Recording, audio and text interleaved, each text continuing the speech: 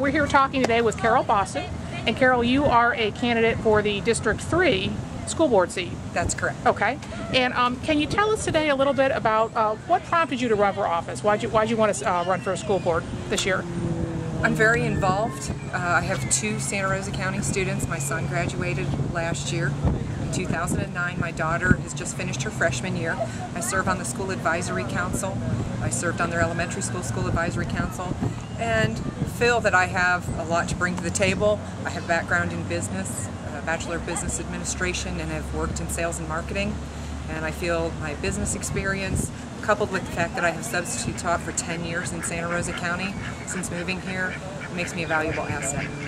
And do you have any specific concerns at this point with what's going on with the way the school board's running the show, shall we say? I mean, what are your issues or concerns? Well, right now I think all governments are having an issue with finances. The budget is clearly an issue, and it seems that the standard is to look at cutting.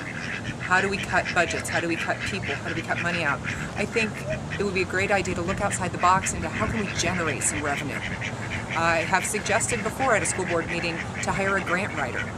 I know initially that looks like a cost outlay, but a good grant writer would earn their salary and 10, 20-fold back very quickly. And there are grants out there. I personally have found some. I'm not a grant writer, so it would be good to have an expert at writing grants, but I think that would be a great opportunity.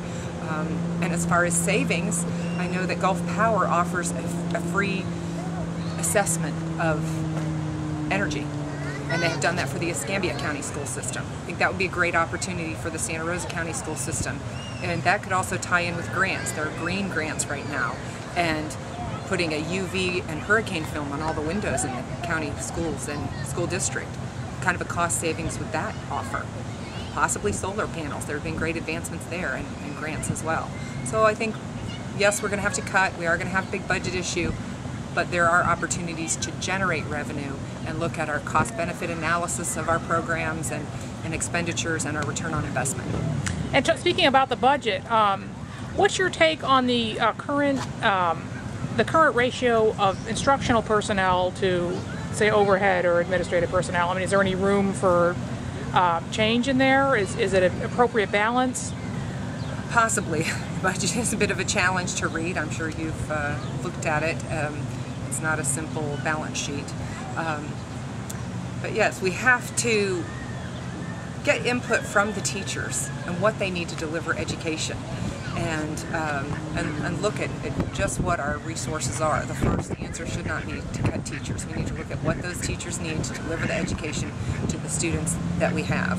I know that we denied the step raise for the staff, but in May it seems a lot of people are unaware that our school board unanimously voted to give a 1.8% raise to the administrators. And I feel that, you know, the old cowboy mantra, horse, saddle, man.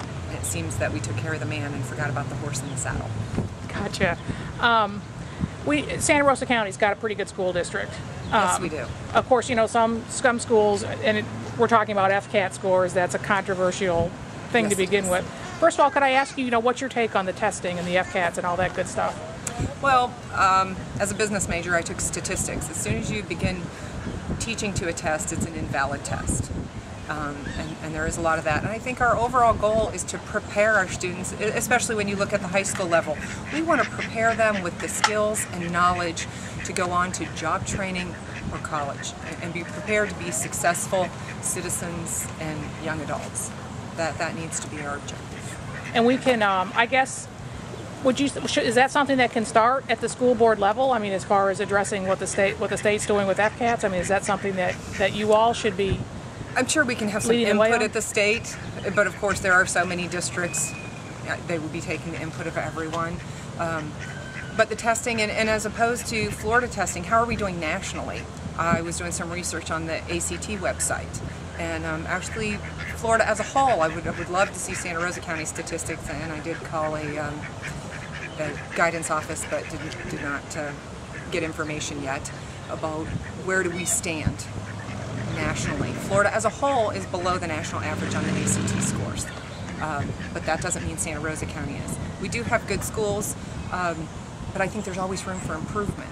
You know, when Henry Ford developed the Model T, did he say, okay, I've developed the internal combustion engine in a car, I'm done. Did Bill Gates develop the best, most used operating system and stop? It could always improve. Every organization should be looking at ways to improve at all times. And you yourself have actually spent time in the classroom. Yes, and taught. I feel my subbing is an advantage in that I have taught in every capacity, including special areas of art, music, and physical education, and different classes, be it science, be it math. And at many levels, not simply at one grade level. Was there any area as a teacher that you felt like you particularly could use more support from the school board, or even from administration? I mean, is there something that the school board could be doing for teachers that they're not doing now, or something they could be improving on? Right now, unfortunately, morale is very low with teachers, partly because of the lack of a step raise. And at the high school level, at least, the teachers are being asked to teach an extra class period, which is beyond the scope of their contract. So they do not receive a planning period right now. They are teaching 6 out of 7 class periods. And so that planning they have to do on their own time. And of course, with the disapproval of the STEP and then approving the administration raise, that has morale low. So I think one of my big goals will be to interface with those teachers and find out how can we improve that. What do those teachers need to feel appreciated and good about their job, and that they're providing a good service? And they are. We have some phenomenal teachers in this school system. Yes, we do. And let's talk about parents a little bit. And I'm sure as a teacher you work with parents, Yes. On a regular basis. And we know that parents are a big part of a child's success in school, parental involvement. Is there an area that the school board could be maybe helping with that? I'm not sure about the board, but at the school level, they're doing an excellent job of getting parent volunteers. There are parents just giving unbelievable amounts of hours, and even grandparents and local community members. They'll come in and read with the students, or maybe help the teacher with grading papers, or there was a wonderful special program at West Navarre Elementary, now West Navarre Intermediate. It was started by a man named Neil Powers. It was Powerhouse Math. And he really got the students excited about math, and he came in every week and taught them a more advanced mathematical program. And kids really got a great deal out of that. So just want to make sure those parents stay involved. Yes. Okay. Yes.